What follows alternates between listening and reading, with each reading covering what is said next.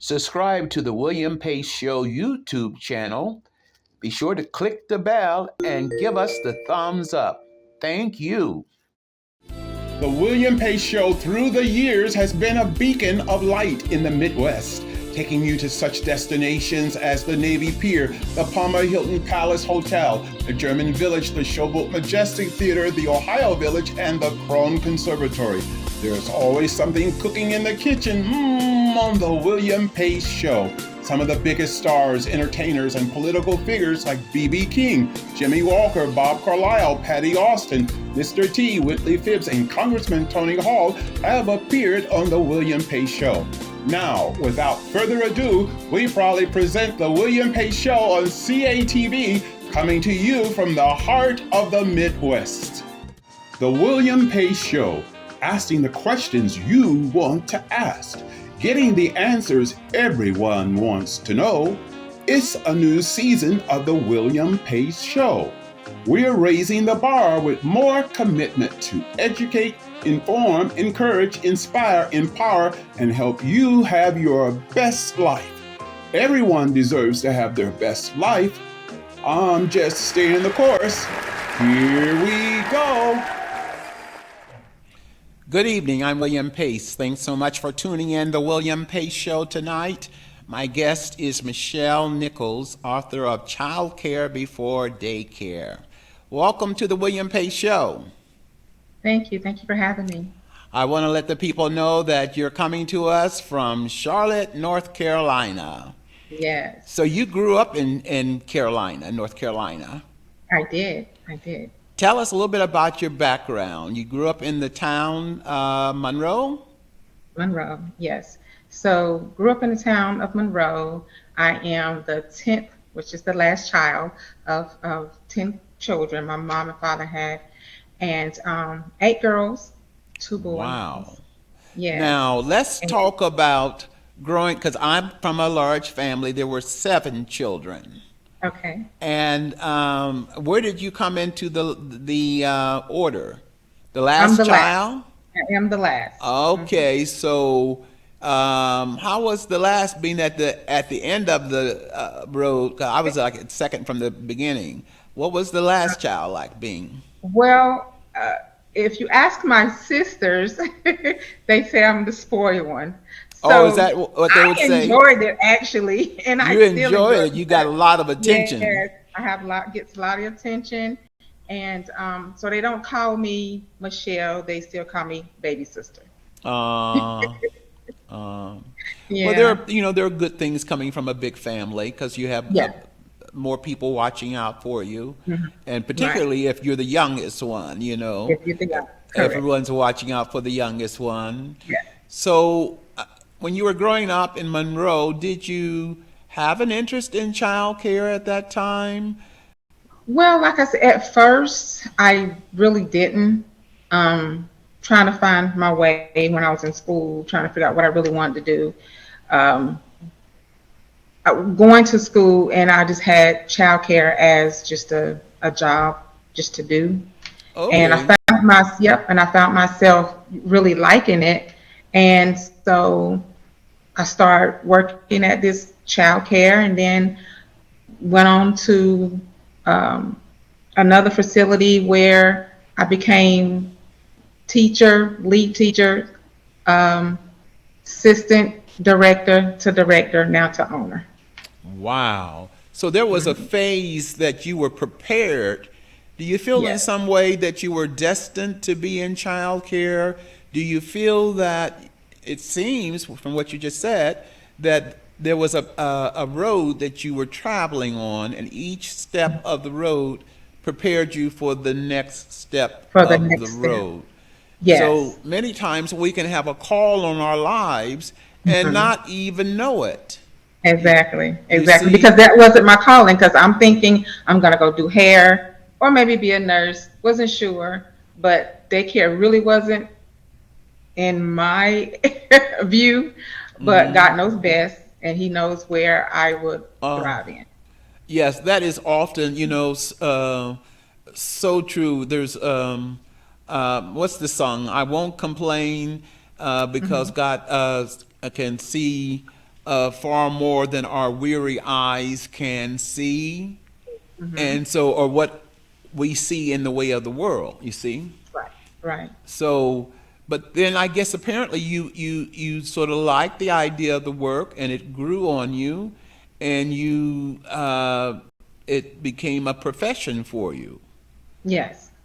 And Yes. so, and then while you were in that profession, I guess something spoke to you, a higher power, God, that there were some issues or something in the profession that needed to be addressed.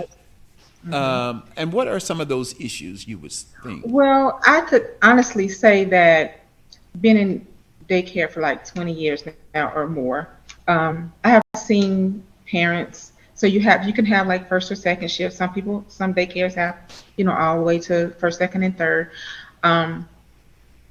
But I've seen the lack of when parents want to work and they just don't have care, especially if they want to work second shift or something like that. So I provided first and second shift. So I've seen that in parents that, really need second shift care.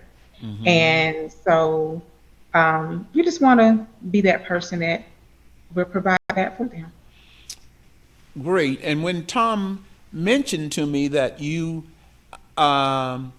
completed this book, Childcare Before Daycare, it spoke to me because what it said to me is that there are things that need to be dealt with before you even enroll your child into a daycare. Certain things, Right. and if that is true, what are those things? Well, it's a lot of things. One of the things I would mention, like when some parents want the teachers to take care of their kids like they're their own, in a way where we want the parents to take initiative to say, okay, this is my child. Let me take care of them. Don't give the responsibility to the teachers, because we're here for one thing. We're still going to take care of them, love them, all that, good stuff. But I wrote the book because it was a need for parents. The parents really need to know that you have to take care of your child first before you send them to daycare. It's a lot. You got to do shots. You got to, take care of their outward body. You just got their mental, all those things that the child needs, as well as the parent, before you bring them, so they'll be ready. So they need to be prepared. They need to be prepared before entering daycare. Yes, And because one of the things is like, let's go with sleeping. The children needs a proper amount of sleep. And if they don't get that, when they come to the daycare, they're either going to be moody, upset, they don't want to play, they don't want to participate in anything. So you got to know, okay, bedtime's at this time, and that's in the book, at bedtime at this time. And so it's one of the things that I share with everybody when I talk about the bedtime story is one of the kids, one of the parents, they have their co-parent. And they were always, the mother having Monday through, I think it was Monday through Wednesday, then the dad having the other days. So this particular day, the father had her. And so she came to the daycare and she was like, well, Miss Michelle, she was yarning and yarning. She said, I'm so tired. And I said, you're tired? And she said, yes. I said, well, what time did you go to bed? She said, 50 o'clock.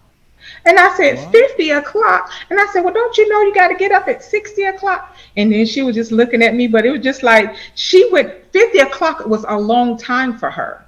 She didn't know how to tell time. So she said 50 o'clock. So 50 o'clock was a long time for her.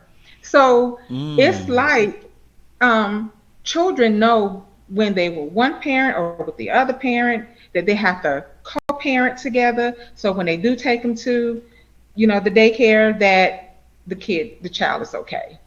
She or he needs the proper rest.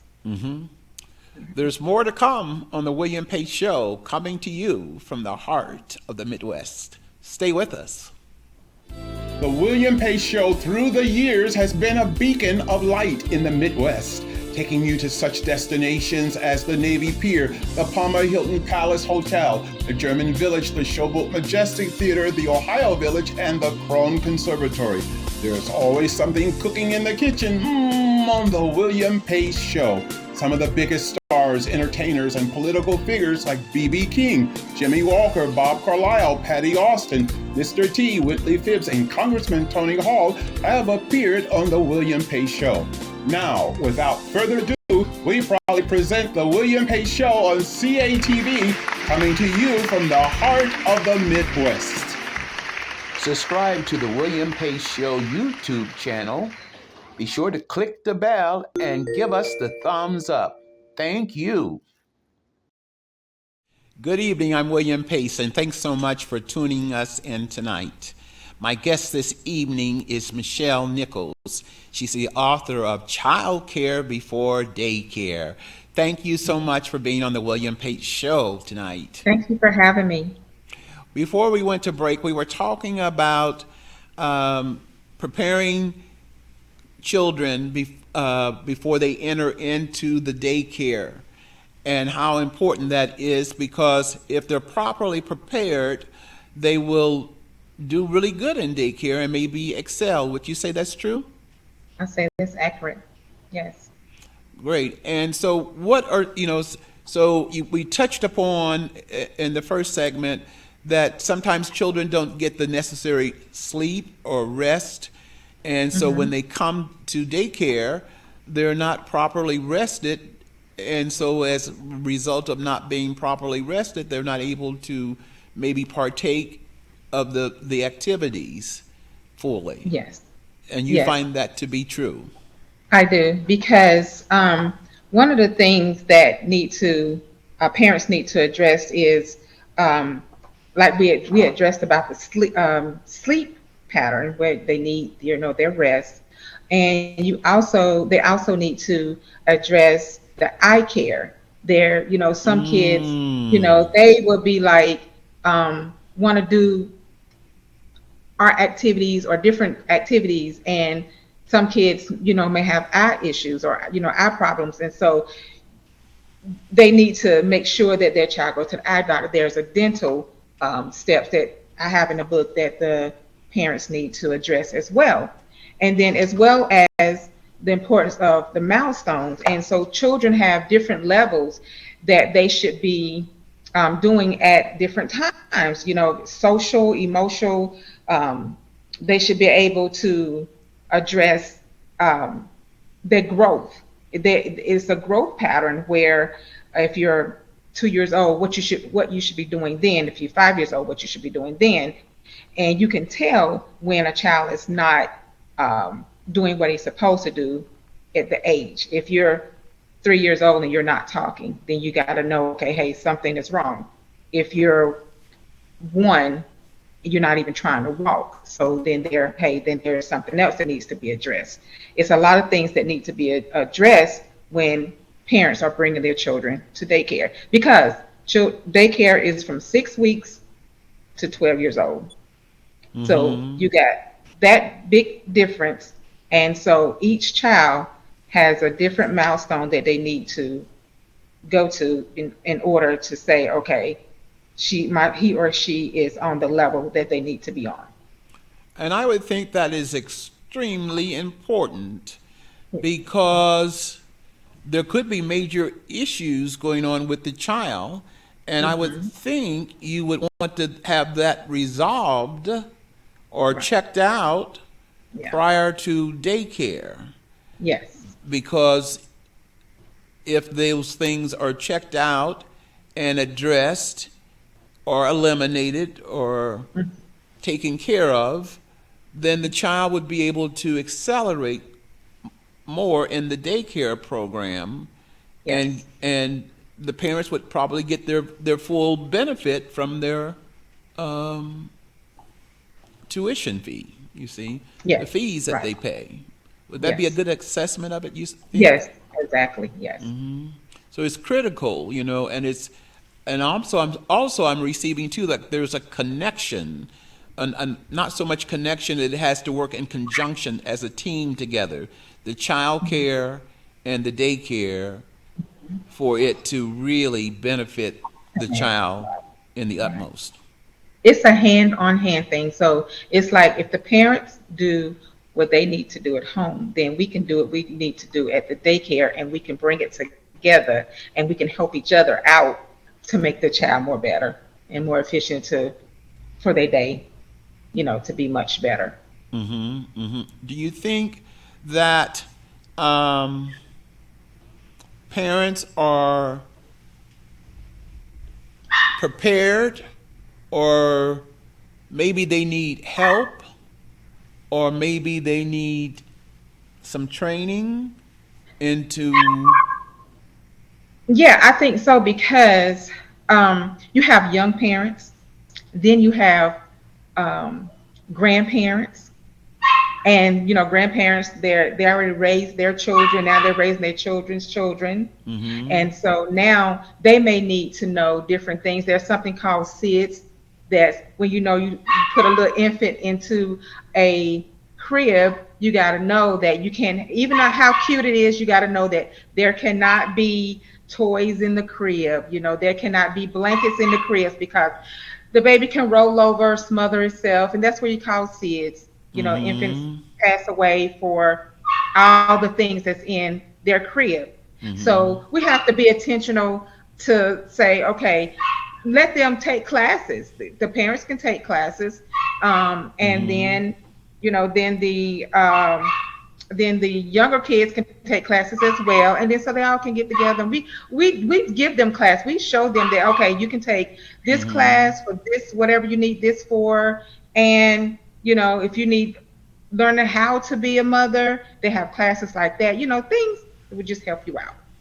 Great. There's more to come with Michelle Nichols, author of Childcare Before Daycare. Stay with us. The William Pace Show through the years has been a beacon of light in the Midwest, taking you to such destinations as the Navy Pier, the Palmer Hilton Palace Hotel, the German Village, the Showboat Majestic Theatre, the Ohio Village, and the Krohn Conservatory. There's always something cooking in the kitchen on the William Pace Show. Some of the biggest stars, entertainers, and political figures like B.B. King, Jimmy Walker, Bob Carlisle, Patti Austin, Mr. T, Whitley Phibbs, and Congressman Tony Hall have appeared on the William Pace Show. Now, without further ado, we proudly present the William Pace Show on CATV, coming to you from the heart of the Midwest. Subscribe to the William Pace Show YouTube channel. Be sure to click the bell and give us the thumbs up. Thank you.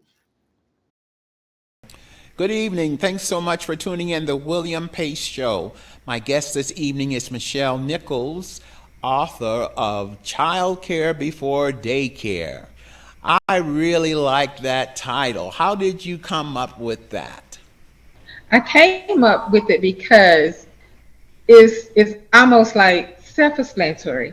Childcare before daycare. I want the parents to make a connection. Receive to the connection with their children before they bring their children to daycare. I think it certainly will make a lot of parents think, what they need to be doing in preparatory prior to putting their children in daycare, because it seems like the way people think today. Oh, we'll just put our child in daycare and that's it. But there's work that has to be done prior to that. Not only the finances, the finances, the paying for it, but there's also other work that needs to be done. Right. Yeah, because when parents are paying that amount of money for childcare, as a parent, you want your child to get everything that they come to get. So if you have to send your child home because, hey, they didn't get their shots, you got to send them home because, hey, they don't have this, or they're sick, or whatever. So you want them to make sure they have everything before they come. get the full benefit of their money and Yes. full benefit of the schooling that comes with it, and so Yes. forth. Do you find that single family homes are more challenging than families where there are two parents, a mother and father in the home? When you're a single parent, everything relies on you. Everything. When you have a two-parent home, it's so much better. They have time for each other. They can even, let one parent go rest while they, play with the child, fix the child's food, vice versa. It's just so much better when you have two. Yeah. Not that it can't be done when you have one, because it has been proven. I was a single parent, but I had such my mother, family being their support system, and that's a big thing to have a support system even when you're two parents, because it's a lot going on. But it's doable, but it's so much better when you have two parents. Well, there's the saying, it takes a village to raise children, Yeah. and that's why so many times neighbors, church members, family members have to step in when there aren't people there, and in many cases too, I guess daycare has Yes. to sort of fill the void too when the children, But I think it's better. That's what I like about this book, because it will start a dialogue. It will start a conversation. It will be put in the minds of people, what can they do? They may not be able to do it all to fully get their child where they need to be enrolled in daycare, but they can do some of the things, you see. Yes. They can at least make sure the child gets a good night's rest, that the Yes. child is fed properly or cleaned properly. Those things would go a long way. Right. Yeah. And it's all needed. It's all needed. And the best results is when a parent can talk to the teachers and say, what is it that I need to do? What do you see my child struggling in? Or what else that I need to do to make his or her day a better day? Let's talk a little bit about where people can purchase your book. They can purchase it on Amazon. Okay. Yeah. And they can purchase on, I think it's Read. Okay. And Barnes and Noble. Barnes and Noble. So there's several places they can get the book. Yes. And when is it due out? It's already out. It's already out, folks. So you can run and go and get the book right away. And it's timely because, we're at the end of a school year. And so maybe over the late spring, summer months, people can read the book. Would you say this book is sort of like a Guide. a guide? Yes. Okay, a blueprint. A blueprint. On how to do this, because I haven't heard too many people address these particular issues. Yes. But I can imagine that you having been in childcare for a number of years have seen all kinds of situations. And what have some of the situations that you have seen that have stressed you the most or caused you the most concern or left you when you went home at night with the problem still with you? I could say, I got so many, but I would say everybody has feelings. And children, when they're of age, let's say 5 or 6, they notice a lot of things. And one particular time, a parent brought a child in. He's 5, but he's wearing 3-year-old clothes. So everything is short, tight, Oh my. and all of that. So, but the other children are picking at the little boy. So it's like parents have to understand. You go ahead and bring the kids to school, but what happens when there are other children that's going to bully your kids or your child into what they're wearing or what they're doing? Some things you just can't control because kids are kids, but some things you can. And the little boy, he couldn't cover up his shirt. I mean, his shirt, because his jacket. I mean, his jacket was too tight. It was for a smaller child. And so what he did was he got under the table and stood under the table until a teacher had to come and say, okay, this is not what we're going to do. You know, we got to treat our friends with care. And so, but still, what mental would that child go home with? Yes, and see, those are the formative years. But you Yeah. know, those things that happen to you at a young age, you tend to remember them. Remember, And exactly. and so, were you able to have a dialogue with the child's parents about it, or? Yes, we did. At that time, I was a lead teacher, so I had to talk with the director, and we got together, spoke with the parent, and told her, hey, listen, if you even can't afford clothes, you know, let's go. We have a place where you can, you know, like to get clothes. We will help you. Mm-hmm. And you have parents that are, you know, donate clothes. Right. So, you know, so you don't want her to feel bad about it because some parents may not, you know, can afford it. Right. They do the best they can. And so you want to be a helping hand to them, but don't, you know, because they have feelings too. So you don't want to make them feel like, okay, well, I'm not a good parent. No, she probably is a good parent. She just can't afford it. And probably is doing the best she knows how, but don't have the means. And that's Yes. why I said earlier about the village, you know, if a family member can support and get clothing, or if a neighbor or whoever, you know, that would eliminate that problem.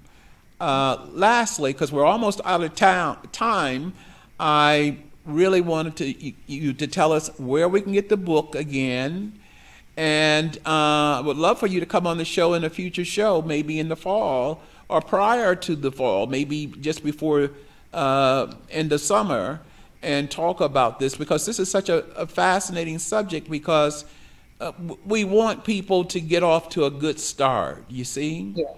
Yes. And I think, you know, this is I'm so glad that you authored this book, because I think it's going to help a lot of people. I really For do. sure. Yeah, for sure. Yeah. So Yeah. And you can get it, like I said, at Amazon, Barnes and Noble, Read. thank you so much for coming on the program. And Thank you for we would having like for me. you to come back in the fall, just before the school year starts, Okay. because I think this is something that's worth, you know, people hearing again. So I'd I like to sure thank will. my guest, Michelle Nichols, author of Childcare Before Daycare. There's more to come on the William Pace Show, coming to you from the heart of the Midwest. Stay with us. The William Pace Show through the years has been a beacon of light in the Midwest, taking you to such destinations as the Navy Pier, the Palmer Hilton Palace Hotel, the German Village, the Showboat Majestic Theatre, the Ohio Village, and the Krohn Conservatory. There's always something cooking in the kitchen on the William Pace Show. Some of the biggest stars, entertainers, and political figures like B.B. King, Jimmy Walker, Bob Carlisle, Patti Austin, Mr. T, Whitley Phibbs, and Congressman Tony Hall have appeared on the William Pace Show. Now, without further ado, we proudly present the William Pace Show on CATV, coming to you from the heart of the Midwest.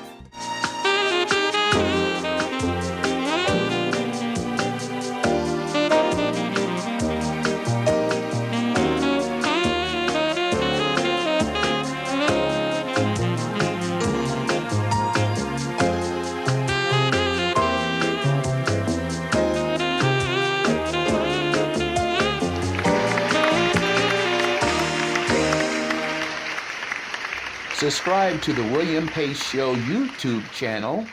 Be sure to click the bell and give us the thumbs up. Thank you.